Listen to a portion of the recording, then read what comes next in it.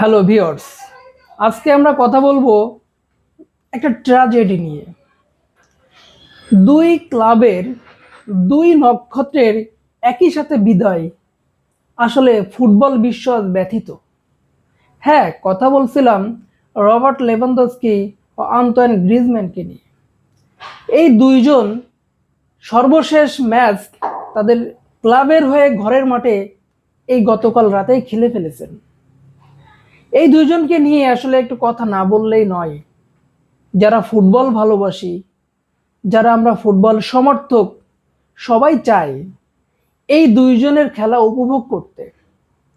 আরও একটা সব থেকে দুঃখের বিষয় হচ্ছে যে এই দুইজনকেই আমরা এবারের ওয়ার্ল্ড কাপে দেখতে পাবো না। সো স্যাড না? আমরা শুরুতে যদি গ্রিজম্যানকে নিয়ে কথা বলি, গ্রিজম্যান 2014 সালে অ্যাথলেটিকো মাদ্রিদে জয়েন করেন। অনেকটা তরুণ বয়স বলা যায়। 2019 সালে 19 সাল পর্যন্ত খেলে তারপর তিনি বার্সেলোনাতে চলে যান। এরপরে আবারও 2021 থেকে এই 26 পর্যন্ত তিনি অ্যাথলেটিকোতেই ফিরে এসে আবার তার ক্যারিয়ারটা পরিপূর্ণতা এখানে শেষ করেন। পক্ষান্তরে রবার্ট লেভানডস্কি আমরা জানি যে বায়ার্ন মিউনিখে খেলতেন। 2022-এ তিনি বার্সেলোনাতে যোগ দেন নাম্বার 9 হিসাবে, এবং এই 2026-এই তার শেষ মৌসুম হয়ে গেল। আন্তোয়ান গ্রিজম্যান এই ক্লাবের হয়ে সর্বমোট 500 ম্যাচ খেলেছেন, গোল করেছেন 212টা।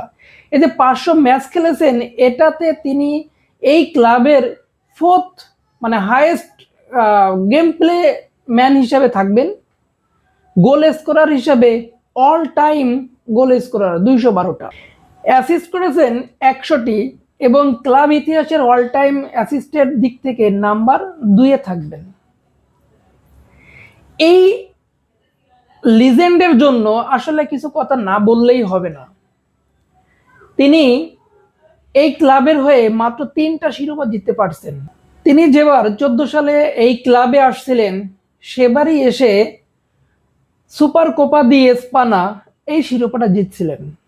আর 2018 সালে তিনি 2টা শিরোপা জিতছিলেন, একটা হচ্ছে উয়েফা ইউরোপা লিগ আর একটা স্প্যানিশ সুপার কাপ।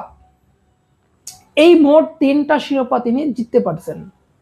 এবার কোপা দেল রে শিরোপাটা জেতার বড় সম্ভাবনা ছিল, কিন্তু সেটা তিনি পূরণ করতে পারেন নাই বা অর্জন করতে পারেন নাই তার দলের ব্যর্থতার কারণে।